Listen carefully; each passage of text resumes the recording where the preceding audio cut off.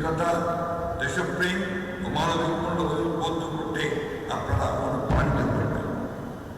আমাদের মনে রাখতে হবে, বিবেক, প্রতিহিংসা, প্রতিশোধ কোন জাতিকে শক্তিশালী করে না। অতীতের কর্তৃত্ববাদ, শাস্তিবাদ ও অন্যায় যেন আর কখনো ফিরে না আসে, সেজন্য রাসূলুল্লাহ সাল্লাল্লাহু আলাইহি ওয়াসাল্লামকে অনুসরণ করে ধর্মের শান্তি, ন্যায় ও সম্প্রীতির মর্মবাণীকে হৃদয়ে ধারণ করে গণতন্ত্র, ন্যায় বিচার, সুশাসন ও মানুষের মৌলিক অধিকার রক্ষায় আমাদের ঐক্যবদ্ধ থাকতে হবে। উপস্থিত আয়োজকবৃন্দ, এই অনুষ্ঠানে আমাকে আমন্ত্রণ জানানোর জন্য আমি আবারও সবাইকে বিশেষভাবে ধন্যবাদ জানাচ্ছি। আপনারা বিশেষ করে ইসলামিক ফাউন্ডেশন দীর্ঘদিন ধরে দেশের ধর্মীয় শিক্ষা, ইসলামিক সংস্কৃতি, গবেষণা, প্রকাশনা, মসজিদ ভিত্তিক কার্যক্রম, ধর্মীয় মূল্য বিকাশে গুরুত্বপূর্ণ ভূমিকা পালন করে আসছে।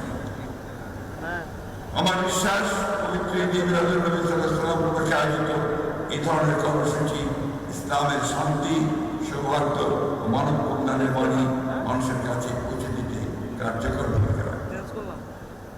আমি এই মন্ত্রী আসার আগে আমাদের মাননীয় ধর্মমন্ত্রী, পরবর্তীকালে প্রতিমন্ত্রী মহোদয়,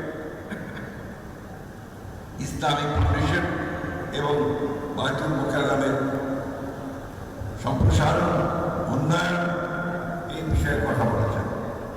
আমি অবশ্যই সরকারকে অনুরোধ করব যে তারা যেন এই বিষয়টি গুরুত্ব সহকারে গ্রহণ করে এবং এই বিষয়গুলো যেন বাস্তবায়িত করা সম্ভব হয়, সেই বিষয়ে তারা উদ্যোগ গ্রহণ করবে।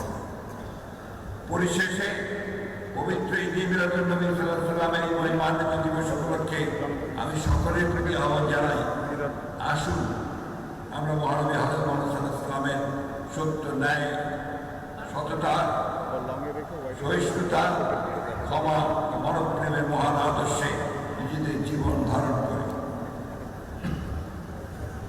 ধর্মের নামে বিভেদ বৈষম্য নয়, ইসলামের শান্তি ও মানবতার বাণী ছড়িয়ে দেই। মহান আল্লাহ আমাদেরকে সকলকে প্রিয় নবী হযরত মুহাম্মদ সাল্লাল্লাহু আলাইহি ওয়াসাল্লামের জীবন ও আদর্শ অনুসরণ করার তৌফিক দান করুন। আমাদের দেশ ও জাতিকে সকল অনিষ্ট, বিভেদ, অশান্তি থেকে রক্ষা করুন। বাংলাদেশকে শান্তি, ন্যায়, সাম্য, সম্প্রীতি ও সমৃদ্ধির পথে এগিয়ে নিয়ে যান।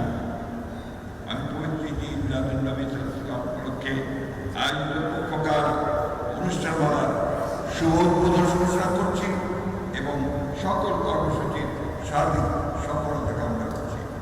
মহান আল্লাহ আমাদের সহায় হন। আমিন। আল্লাহ হাফেজ। বাংলাদেশ জিন্দাবাদ।